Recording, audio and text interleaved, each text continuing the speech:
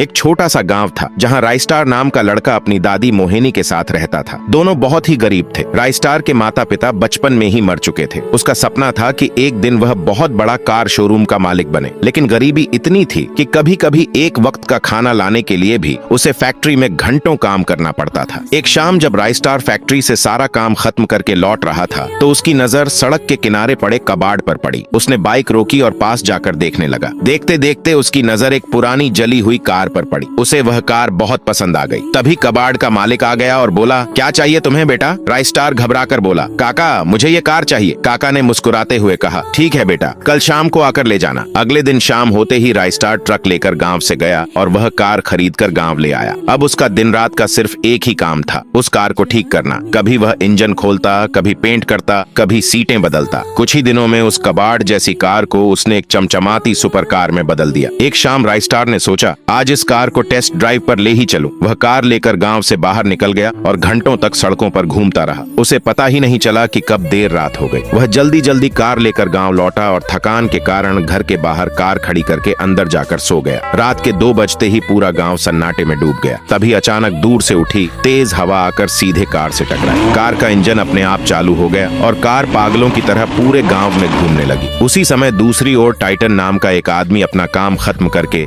Bike से गांव लौट रहा था। अचानक वह बिना ड्राइवर की कार उसके सामने आकर खड़ी हो गई। टाइटन ने ब्रेक मारते मारते खुद को संभाला और गुस्से से बोला, अबे साला, इतनी रात को बीच सड़क पर किसने कार खड़ी की है? अभी तो मैं मरते मरते बचा हूँ। लेकिन कार की ओर से कोई जवाब नहीं आया। अचानक कार तेजी से आगे बढ़ी और एक ही झटके में टाइटन को उड़ा दिया। वह करीब 15 फीट दूर जाकर गिरा और वहीं उसकी मौत हो गई। फिर वह कार गांव लौट आई और उसी जगह जाकर खड़ी हो गई। अगली सुबह जब राइस्टार फैक्ट्री जाने के लिए घर से बाहर निकला तो उसने देखा कि उसकी कार पहले वाली जगह से 5 फीट दूर खड़ी थी। वह पास जाकर देखने लगा तो उसके होश उड़ गए। कार के बोनट पर खून का बड़ा धब्बा था। वह कुछ समझ ही नहीं पाया कि तभी पूरे गांव में हड़कंप मच गया। लोग इधर उधर भाग रहे थे। राइस्टार ने एक आदमी को रोककर पूछा, भाई क्या हुआ? वह आदमी बोला, भाई गांव के सबसे बड़े बिजनेसमैन का बेटा टाइटन किसी कार के एक्सीडेंट में मारा गया है। राइस्टार घबराकर अपनी कार की ओर देखने लगा। उसने मन ही मन सोचा, मेरी कार पर भी खून का धब्बा है, कहीं पुलिस मुझे ही ना पकड़ ले। वह दौड़कर लाश के पास पहुंचा। लाश बुरी तरह कार से कुचली हुई थी। राइस्टार सब समझ गया और कसम खाई कि वह इस रहस्य का पता लगाकर रहेगा। उस रात राइस्टार सो नहीं पाया। वह खिड़की से कार पर नजर रखता रहा। रात के 2 बजे फिर वही तेज हवा आई और कार का इंजन अपने आप स्टार्ट हो गया। कार अपने आप चलने लगी। राइस्टार ने तुरंत बाइक निकाली और उसका पीछा करने लगा। अब क्या लगता है, क्या राइस्टार इस भूतिया कार के रहस्य से बाहर निकल पाएगा